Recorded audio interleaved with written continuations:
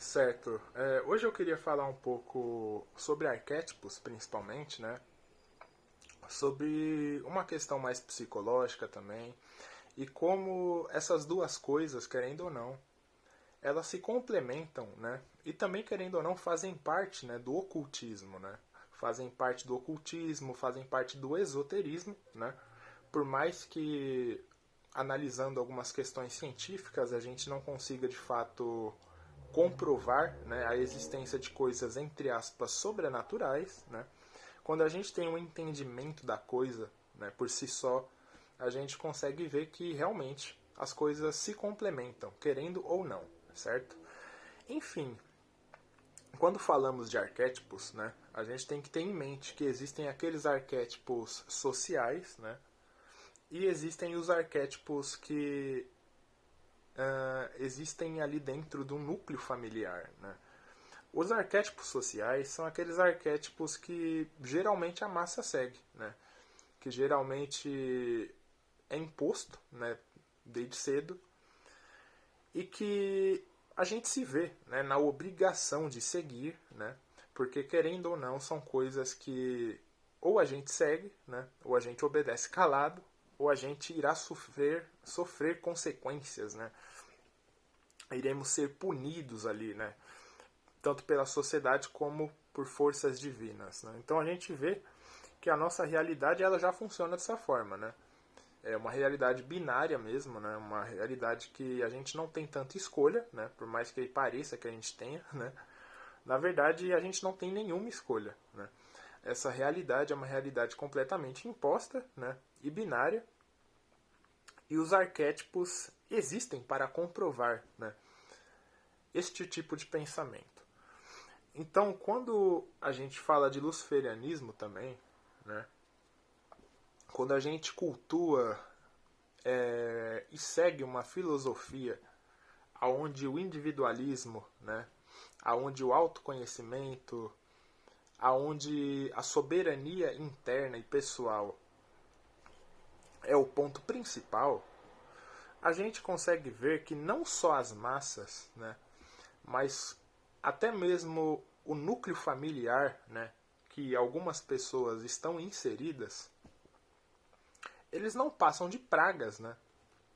Não passam de antros ali de parasitas que realmente impedem o seu progresso, né? Então, por quê?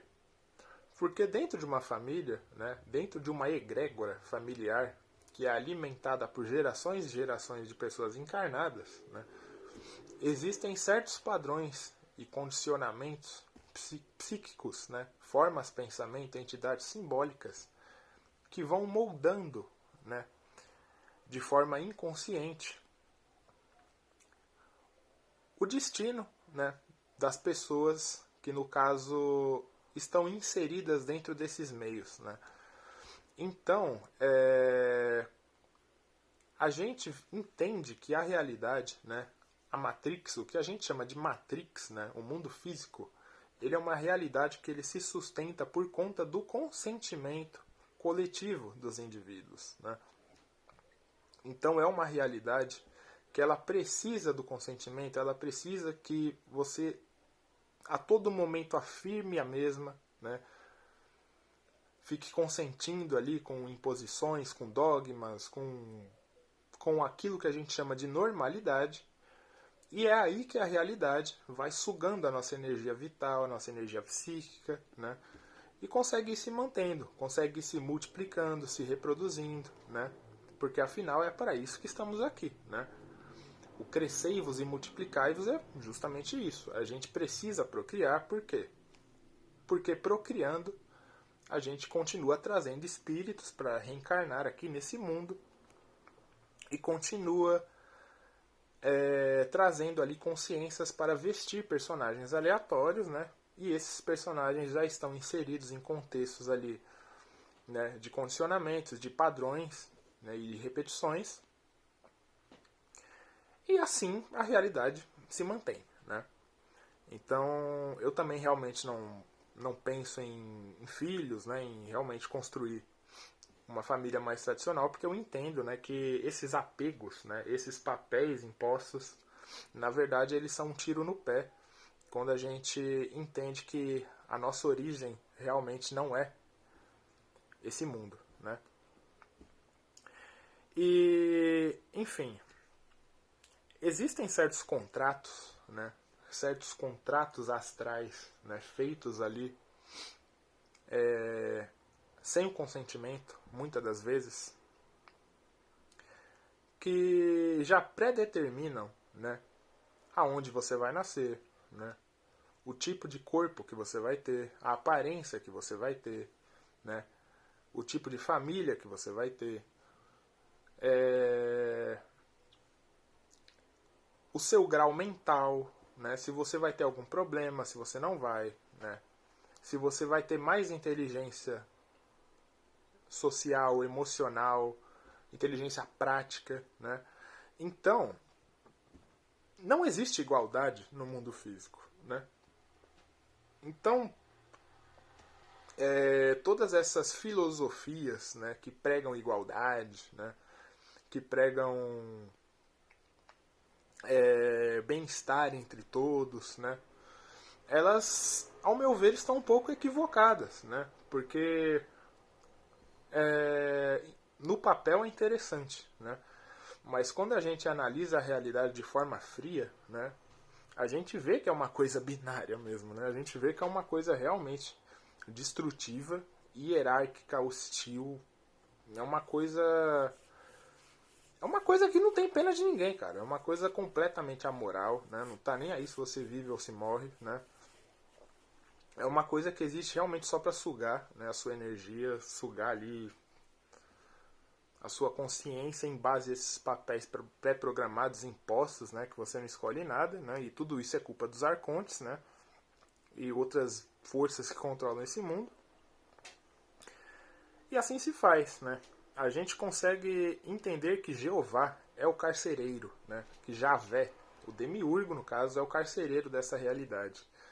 Mas a gente não basta só compreender, né, que estamos situados numa prisão coletiva, né?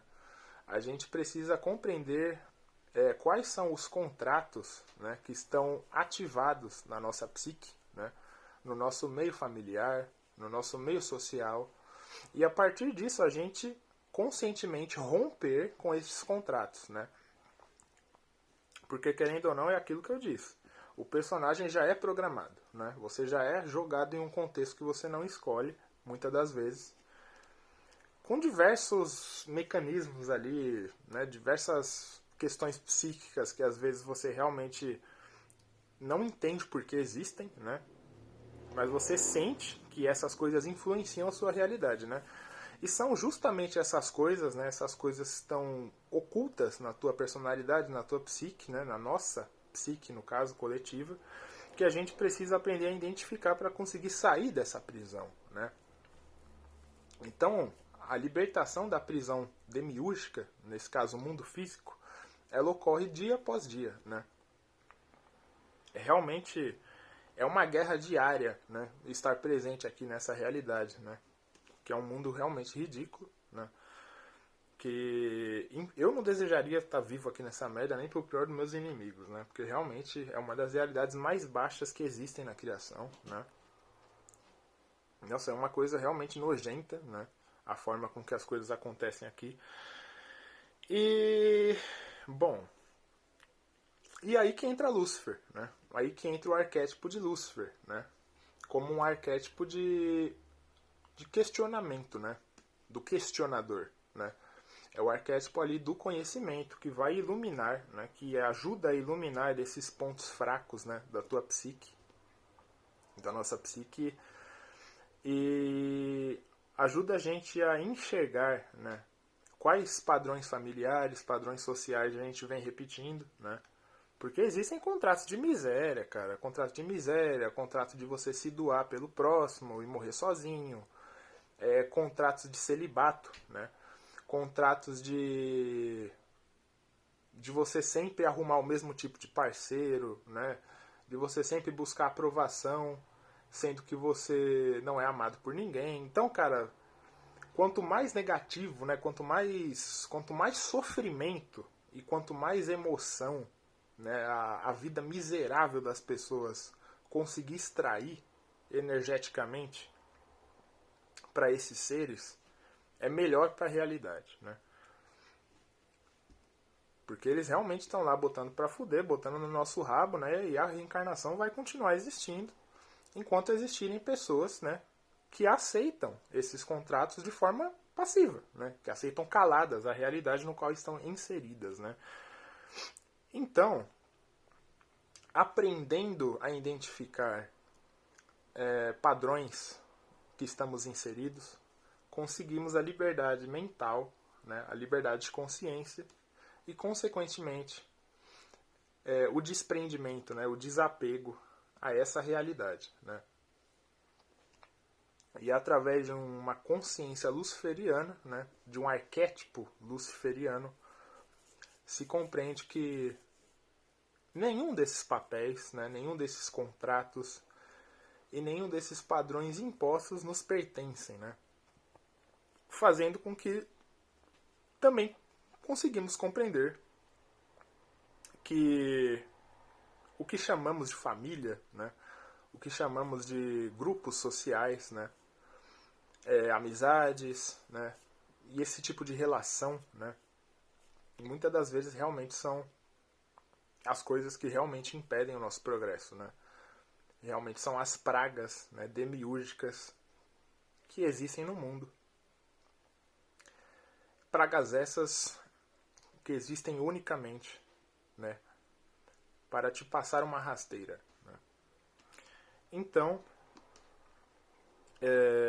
são muitos arquétipos que podem estar ativos, né, no nosso psique, né, e a gente nem faz ideia.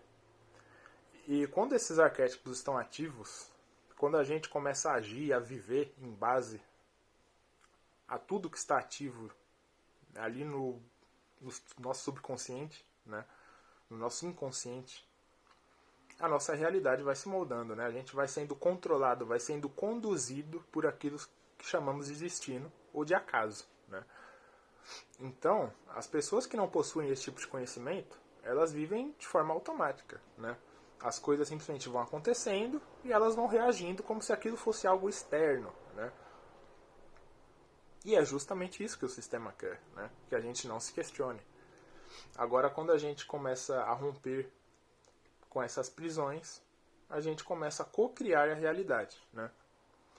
Então, esses arquétipos, né, impostos na gente desde o nascimento, né, desde a família que a gente veio, né, e que a gente estava condicionado, né, eles deixam de ter força, né, porque a gente aprende a ativar e desativar e ativar outros arquétipos no lugar. E a partir disso a gente começa a ter um direcionamento mais consciente. A partir disso a gente começa a moldar de fato a realidade sem influência, né, dos arcontes e da realidade demiúrgica em si, né? Porque é muito comum a gente ver, até não só na igreja, né? Não só no cristianismo, né? Até mesmo em algumas vertentes espiritualistas, as pessoas elas buscam salvação externa, buscam salvação externa, aceitação externa, né? Sempre fica buscando validação de entidades, de deuses, né? Elas precisam que outra pessoa diga para elas, né, o próximo passo que ela tem que dar, quando na verdade é ela mesma, né, quem precisa aprender a se guiar por aqui, né, nessa realidade. Porque se a gente ficar preso realmente somente ao nosso cotidiano, ao nosso personagem, e ficar buscando ali validação ou deixando que outras coisas realmente nos controlem e ditem o que a gente precisa fazer, é quase certo que a gente vai continuar preso aqui nessa realidade, né? Então, é uma reflexão mais rápida, né? Falando sobre como esses arquétipos realmente têm uma influência muito forte ali no nosso dia a dia, como o nosso meio familiar realmente pode ser uma coisa que impede o nosso progresso, né? Não só o meio familiar, como o meio social, né? Nossa rotina, no caso, né? Tudo aquilo que a gente está inserido, né? Vai moldando ali a nossa realidade de forma inconsciente, né? E enfim, é isso, né? Não somos esse personagem, né? Não temos dívida com nada, né? A gente tem que deixar de realmente ficar se culpando, achando que a gente deve alguma coisa, que a gente tem que se sacrificar para ter algo em troca. Isso aí é tudo conversa, cara, né? Tá tudo escrito já, isso aqui é só um avatar mesmo, né? É um roteiro pré-programado, né? É uma realidade realmente simulada, né? Que sempre existiu, sempre vai existir, né? Foi criada para isso, com essa finalidade. E isso vai se repetir mais e mais vezes, assim como já se repetiu e já aconteceu, né? É uma corrente ali, né, de forma pensamento, né, onde causa e efeito realmente vai se completando, né? As coisas vão se complementando e se completando. E essa rede de pensamento, ela vai continuando ficando mais forte, vai se manifestando cada vez mais, né? Através dos indivíduos, através das gerações ali das pessoas dentro de uma família. E a bagunça, né? A bagunça, a festinha ali tá feita. Então, acabou a luz aqui, voltou rapidinho. Era isso que eu queria falar, bem rapidinho, e espero que eu consiga ter abordado esse assunto com um pouco mais de clareza. Esse é o vídeo.